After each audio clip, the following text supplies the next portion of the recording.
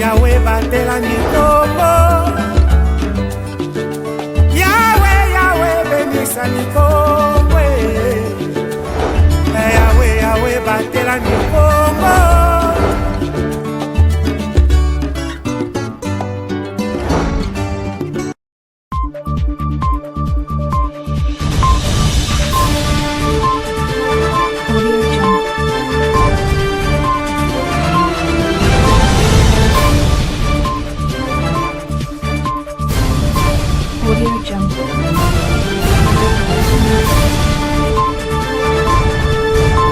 C'est l'heure de vous informer, mesdames et messieurs, bonsoir et bienvenue dans cette nouvelle édition du journal.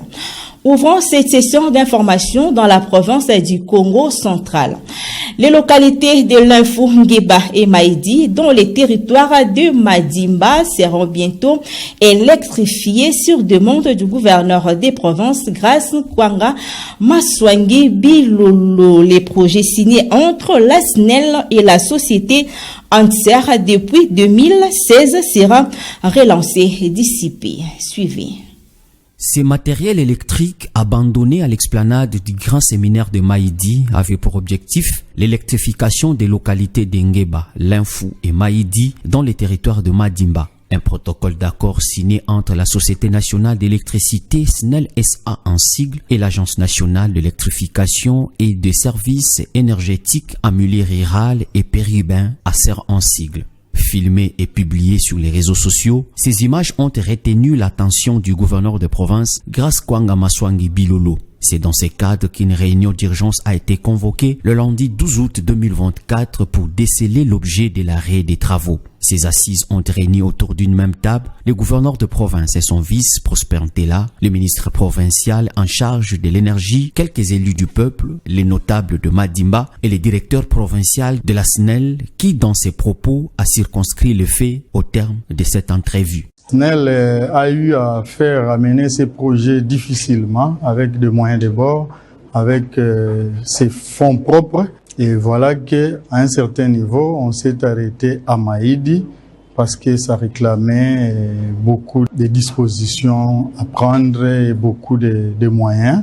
La direction des ANSER et toute l'équipe SNEL, ils se sont dit que ces projets désormais, par rapport à ces cris d'alarme, bien entendu, doivent maintenant être menés en mode d'urgence. Soucié du parachèvement de ces projets, le chef de l'exécutif provincial a décidé de créer une commission pour l'évaluation de l'exécution physique et financière de ces projets. Le chef de la délégation des notables de Madimba a salué à sa juste valeur la réaction du numéro 1 de la province. Je suis ému de joie lorsque nous avons trouvé ces choses. Nous avons directement informé le premier citoyen, notre cher gouverneur, et j'ai aimé sa véracité. Il a dit que lui-même, il va descendre voir le numéro 1 de la SNEL pour filer ces choses. Alors vraiment, on est satisfait. Il nous a vraiment écoutés pour qu'on puisse prendre des solutions fiables. Restons toujours au gouvernorat des provinces et difficultés en eau potable dans la province du Congo central. Les autorités sont en quête de solutions. Le gouverneur des provinces, Grace Kwanga Maswangi Bilolo, a reçu dans son cabinet de travail une délégation mixte des experts hydrauliques de la coopération allemande ce lundi 12 août 2024. Suivez. Les projets d'amélioration de la desserte en eau potable au chef-lieu de la province et ses entités respectives a fait la toile de fond de ces assises. Cette délégation mixte composée des experts hydrauliques de la coopération allemande, KFW en sigle, et des cadres de la régie des eaux, direction du Congo central, a été conduite par le directeur régional Théodore Kabeyangandu. Elle a été reçue par le gouverneur de province Grace Bilolo le lundi 18 août 2024 dans son cabinet de travail en ville basse. La situation liée en eau a été passée au peigne fin au cours de cette rencontre. À l'issue des échanges, le chef de la délégation, Théodore Kabeyangandu, s'est livré au micro de la cellule de communication du gouvernorat. Les cris des Matadiens sur la carence en eau se font entendre de partout. Nous sommes allés frapper à la porte des Allemands qui ont dit oui, voilà, nous voulons vous accompagner dans cette recherche de solutions, mais nous envoyons une équipe pour descendre sur le terrain et faire des enquêtes pour une étude de préfaisabilité. Il a même décidé de nous accompagner dans cette quête de solutions pour les Matadiens d'abord. Et ça ne sera pas seulement Matadi, nous allons aussi lui amener des éléments pour toute la province du Congo central de façon générale. De son côté, le gouverneur de province a réitéré son engagement devant ses hôtes, celui de travailler pour le bien-être de son peuple, car, dit-on, l'eau, c'est la vie.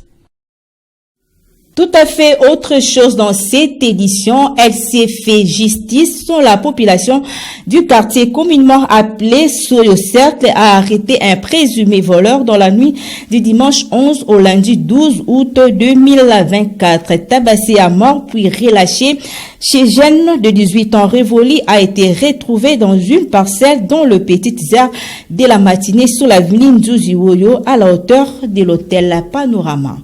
Un reportage de Pacifique Mwanda.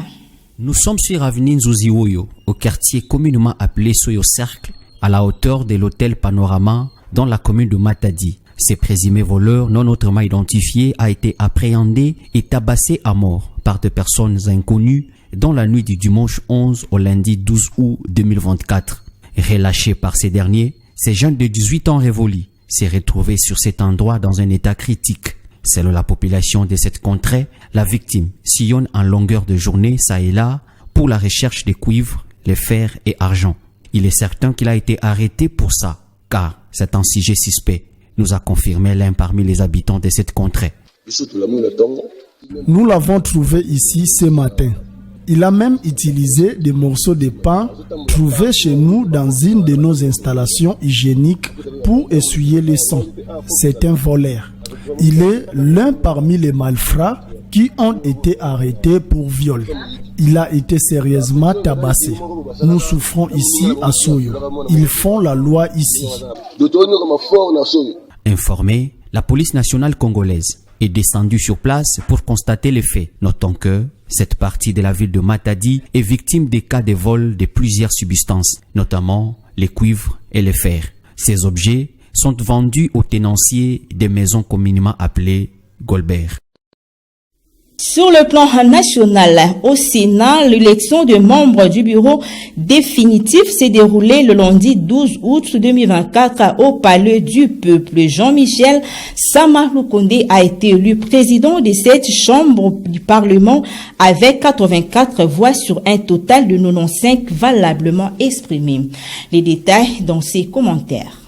Fini les suspens, le Sénat a un bureau définitif. Le bureau provisoire a passé les bâtons de commande au terme des élections tenues lundi 12 août 2024 au Palais du Peuple dans la ville-province de Kinshasa. Sur un total de 95 voix de suffrage valablement exprimées, le Premier ministre honoraire Jean-Michel Sama Lukonde sort vainqueur avec 84 voix. Il a été élu président du Sénat. Sama Lukonde Diengue Jean-Michel, 84 voix. En conséquence, l'honorable Sama Lukonde Jean-Michel ayant obtenu 84 voix, soit la majorité absolue des suffrages exprimés et tenus.